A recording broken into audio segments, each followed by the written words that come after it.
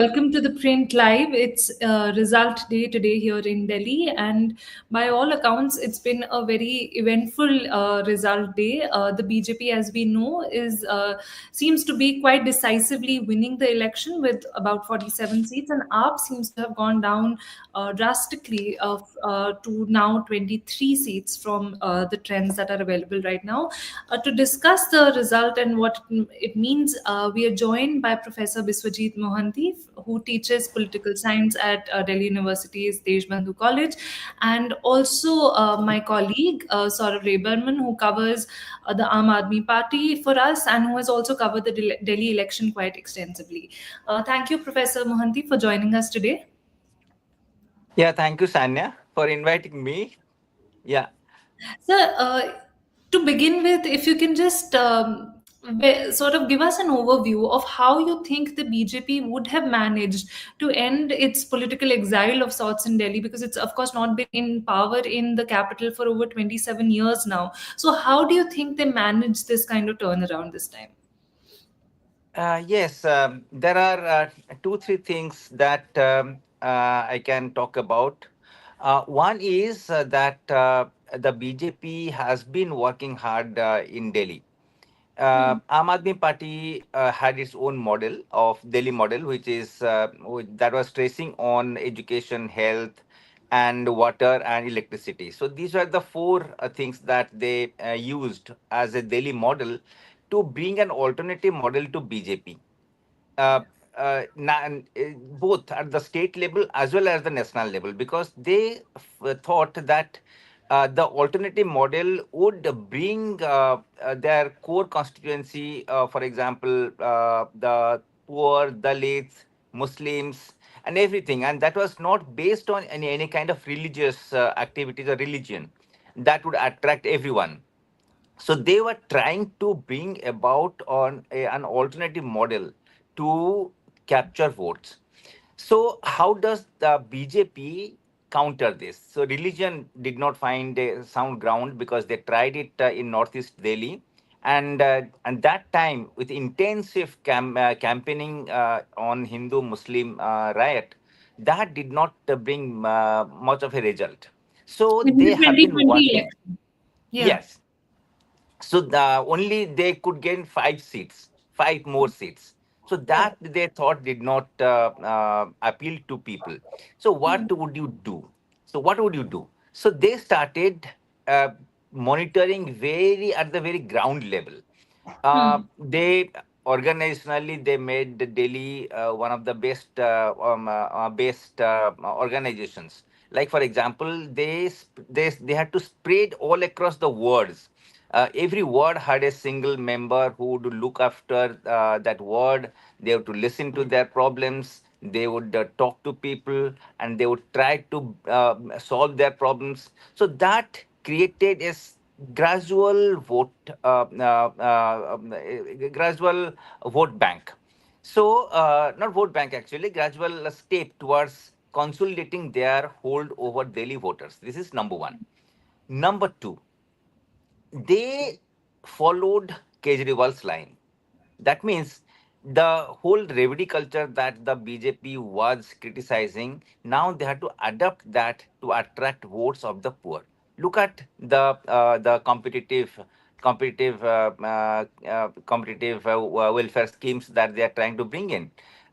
To counter Kejriwal's elan of serving the poor, they say if you will give you a pakka house where you are been living in, will provide you houses. So those are and they have distributed the one block in Transjamna area.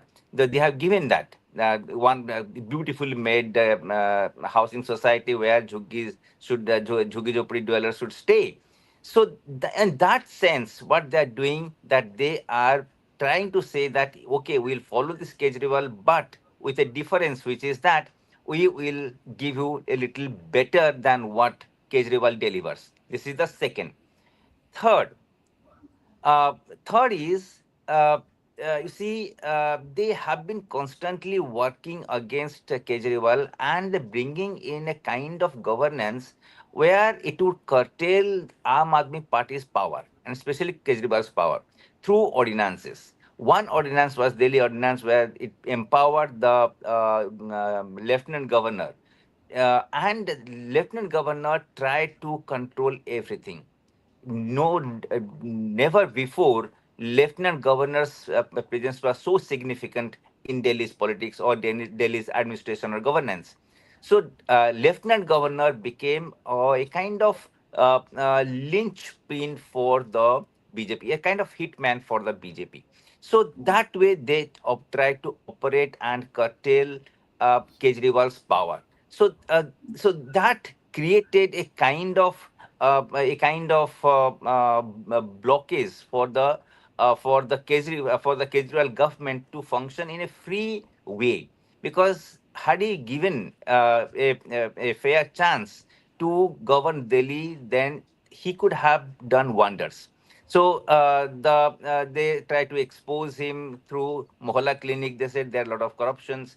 Then they tried to expose him the liquor scam. So all these were pre-planned by the BJP. So that way BJP tried not only organizationally and doing a micro level management to the national level, where they try to curtail government's power. So those are the things that they managed, and that's how what happened. The BJP is gaining, and it has got its result and the desired result, right, actually. So that is these are the three four things that I can say when I'm analyzing BJP's politics in Delhi.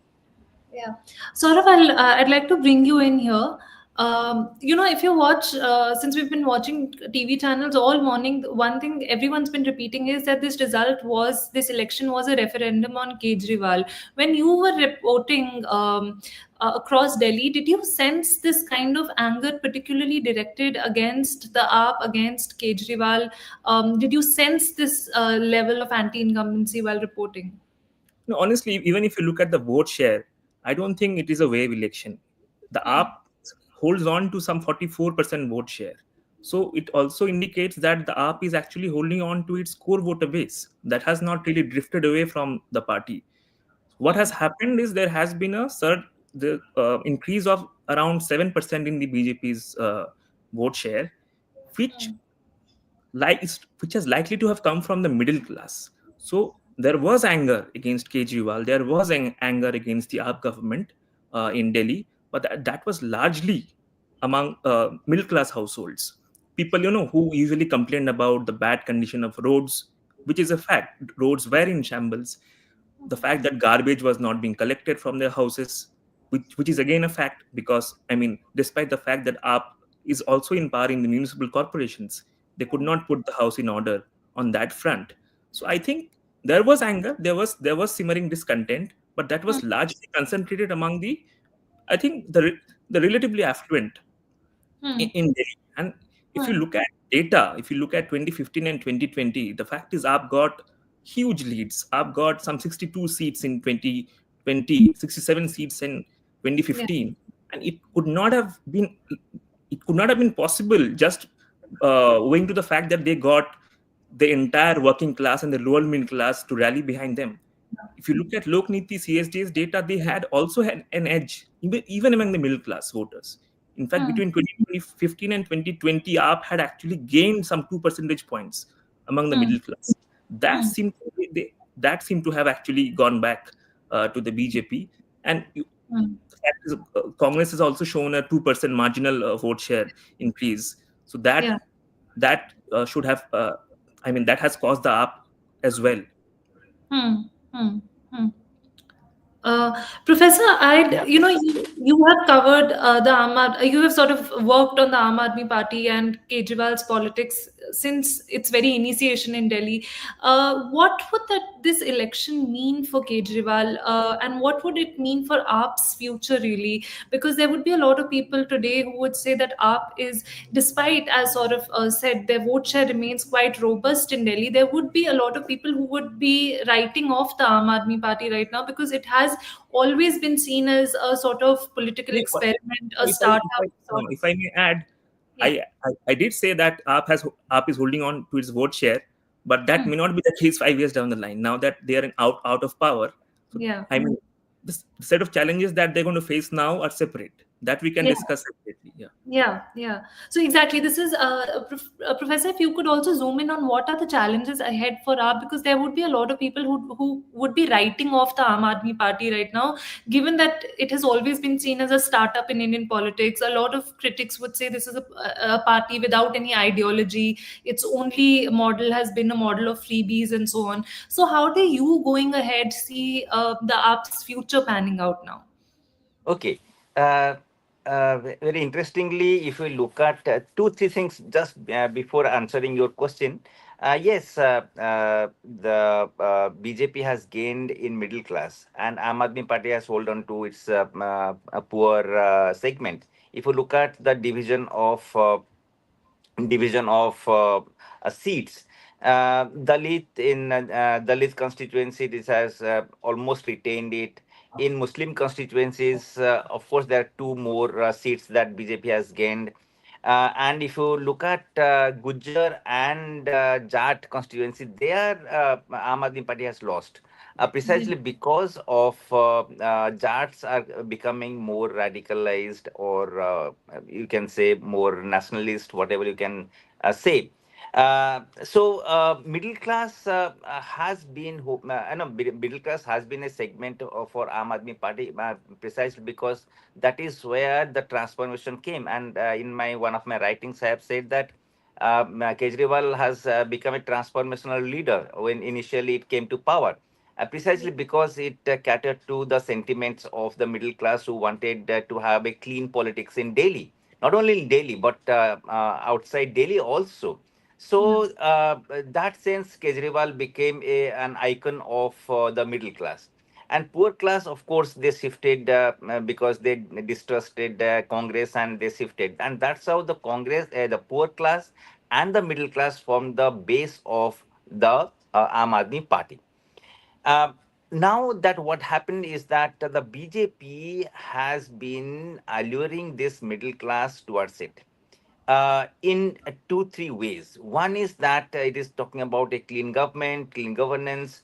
Second, it is also talking about a kind of politics where they would talk about our India, vibrant India, where middle class will gain share. And third is that the middle class has become more aspirational. Those who have come up from the lower middle class to middle class rank recently, because of this whole process of liberalization, globalization processes.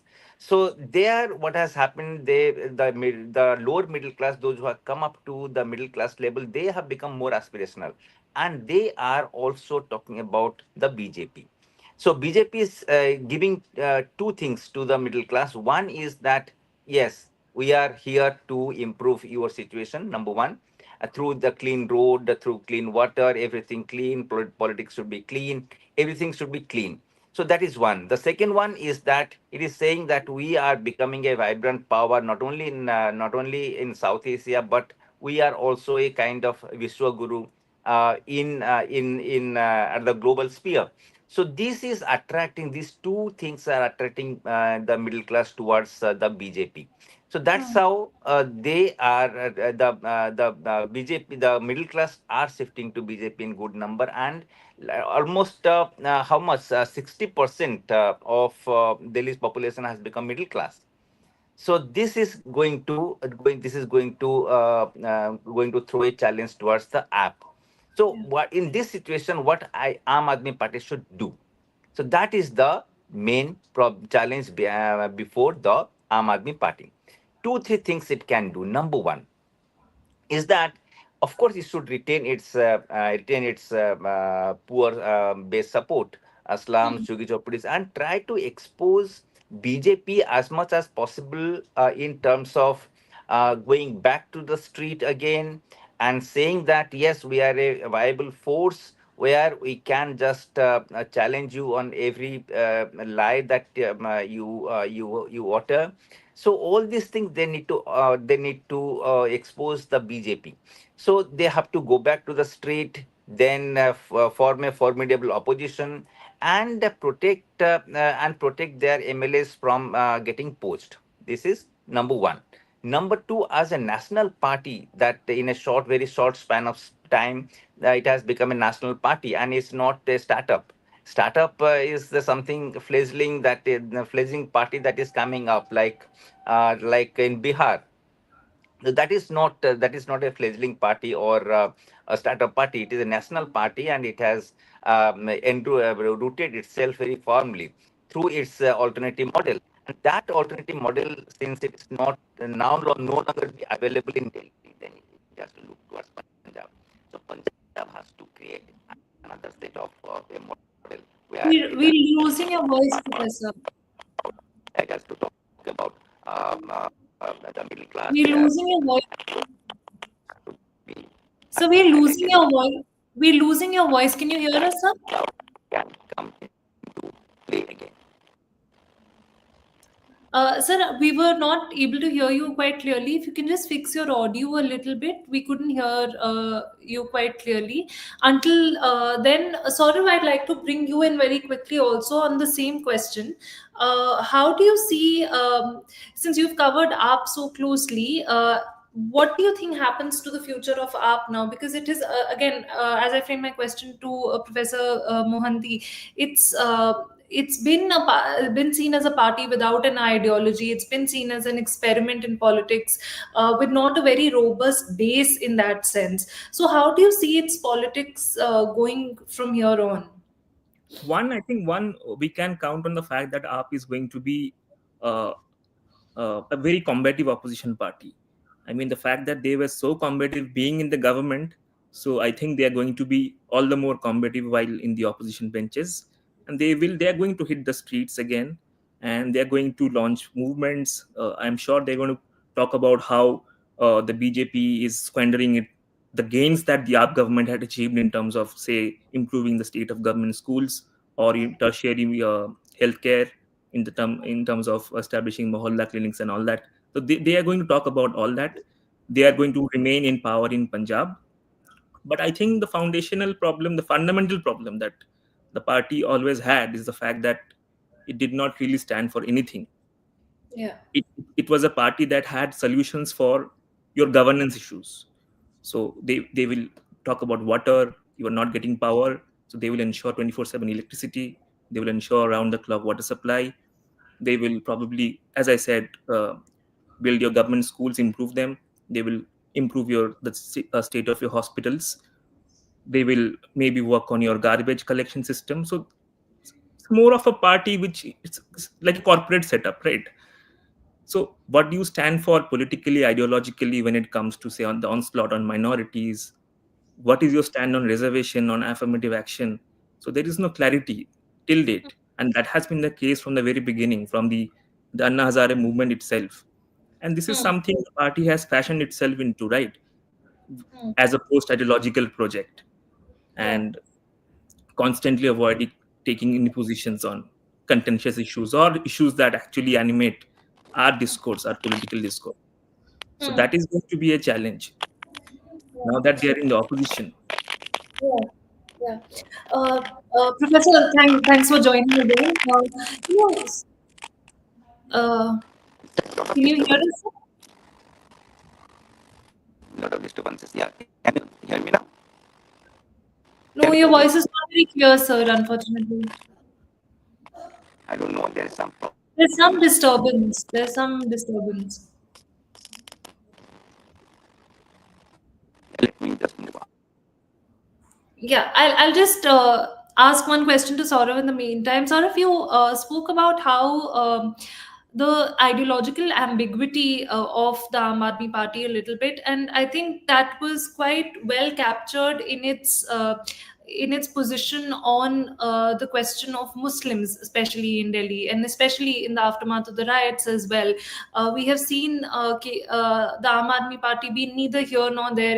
It seems to be sort of espousing what people call soft Hindutva, not taking a stand for the Muslims as well. How do you, first of all, how did the Muslims vote in Delhi? And do you think this political ambiguity also cost the Aam Aadmi Party a little bit? It did. I think not in terms of Muslim votes as much. I don't think that. That happened because if you look at the numbers, I think they are going to do quite well in the Muslim dominated seats. That is something we also felt during our reporting, that Muslims were obviously disappointed with the way he has practiced his politics when it comes to standing up for them. Even during the riots, he was missing from action. Even during the Shaheen Bagh protest, he did not even go there even once. And so obviously they were disappointed with Mr. Kejriwal, but they were, at the same time, they were very clear that they're going to vote for the Aam Aadmi Party just to keep the BJP at bay, because the Congress, they did not see much hope in the Congress. They did not feel that the Congress was, I mean, some of them actually said कि हमारे एक दो seat में जीत गया तो क्या होगा, Congress is anyway not going to form the government, so they are not going to help us anyway, so why should we back them. And उनके फेवर में कोई लहर नहीं है, there is no Congress wave anymore. Congress, I mean, Congress हमारे दिल में है. Congress continues to rule our hearts, but we are going to follow our, maybe our mind, so we're going to back the AAP. So yeah. And while reporting, a lot of us also felt that there was a gap between how men were voting and how women were voting. Did you sense that while reporting as well? Because it seemed like the AAP's model of welfare and freebies appealed a lot more to women than it did to men. Is this It did. something that you saw as It well? did. It did. We did. I mean, we could feel that on the ground, and even if you look at data from, say, from CSDS or other survey agencies, including C Voter and as well as Axis, I think if you look at the data, in among the women, AAP had a distinct lead over the BJP. We don't know how that played out on the day of voting, but when it comes to the pre-poll surveys, AAP had an edge over the BJP, precisely due to the reasons you pointed out. For example, the free bus rides for women scheme, or also the promise to pay them a handout of rupees 2100 per month. The BJP also made a similar promise, but Yeah. then we saw women saying, but Kejriwal is someone who has actually delivered. He has walked the talk in the past in terms of what he promised. So we don't know what the BJP is going to do. So we're going to back him. Hmm. Hmm. I'm not sure if Professor Mohanty has joined us. Professor, are you there? No. So I'll probably conclude, Saurabh, by asking you this question because you also cover the opposition parties in general for us. Has we've seen elections now after Lok Sabha in Haryana, in Maharashtra, and of course Jharkhand, which BJP lost. But do you think, and now Delhi, do you think the BJP has sort of kind of undone the losses that it faced in the Lok Sabha election? And do you think the opposition, particularly, has lost the momentum that it seemed to have gained after in the Lok Sabha elections? Completely, that momentum is completely gone. That the wind in the tail is completely gone, and the BJP has actually undone. And it was despite the fact that it formed government for the third consecutive time in at the center. The fact is, it had to take the help of two allies in the form of JDU and TDP. The Congress is, the opposition bloc is in doldrums right now, and there are no major elections scheduled this year apart from Bihar. Hmm. So it is going to be an uphill climb for the opposition from here. Hmm. I know I've asked this question before, Saurabh, but we're also going to take some audience questions. But until then, I also want you to weigh in on how you see not just the Aam Aadmi Party, but Kejriwal's future in particular. How do you think because he is someone who's always sort of portrayed himself as a national leader, trying to compete with the prime minister. Also, we saw the sort of clashes he had with Rahul Gandhi in this election. How do you see his Kejriwal as a national political figure now? No, he has been ambitious from the very beginning. The fact is, within a year I think within 2 years of forming the Aam Aadmi Party, he actually contested against Prime Minister Modi. I mean, the then Prime Minister hopeful of the BJP, Mr. Modi, in Varanasi, and he actually came second in that seat. Yeah. And we have seen the Aam Aadmi Party desperately trying to grow in other states, go beyond Delhi and Punjab. They contested elections in multiple states. In Gujarat, they met with some success. They got a 13% vote share, some 5 seats. They have 2 MLAs in Goa as well. But in Hmm. most other parts of India, they have not been success. They have not been successful in expanding. And the fact also is the Aam Aadmi Party fought the elections I mean, it had its back against the wall. It had so Hmm. many criminal cases, ongoing investigations against them, against the top leaders of the AAP. Kejriwal himself was in jail, and he is the first sitting CM in independent India to be, to be arrested and jailed. And Hmm. I think it's a very related question. Kush Desai, our viewer, is asking us: will this election have any effect on the credibility of Arvind Kejriwal's leadership in AAP? Will Bhagwant Mann emerge as a potential challenger for AAP leadership? no, no, no. I don't think that's going to happen anytime soon. Kejriwal Hmm. is going to be the undisputed leader of the Aam Aadmi Party despite this loss. I mean, life has come a full circle for him. He's the one who had defeated Sheila Dikshit in New Delhi constituency. And 12 years down the line, someone from the BJP, Parvesh Verma, has defeated him in the same seat. But I don't think that that is going to throw up question marks on his leadership, on his authority, or over his grip on the Aam Aadmi Party. He is the one who's going to control the Aam Aadmi Party. Of course, in terms of maybe, since he asked about Bhagwan Mann, let's talk about the Punjab government. Maybe there were complaints that the Aam Aadmi Party's Delhi unit was interfering a lot in the running of the affairs of the Punjab government or undermining Bhagwan Mann. That probably that will not happen anymore. Hmm. Hmm. Hmm. There's some our viewer Sushil Arora. He's asking us, what does this mean for the Revdi culture, the politics of welfare and Revdi culture? I think what he means to ask is that AAP kind of represented this politics, but all other parties, including the Yeah. BJP, was sort of forced to adopt that as their model as well. So, what happens to this model now? Has No, it become? I think you already answered that question. That the fact that all these parties they have to adopt that same model. And I think the revelry culture is going to thrive now. I don't think it's going away anytime soon. Notwithstanding what the prime minister says in his speeches, the fact is Hmm. his party is offering the same set of freebies. In fact, they have expanded the basket all the more. Hmm. So Hmm. transactional politics is not going away.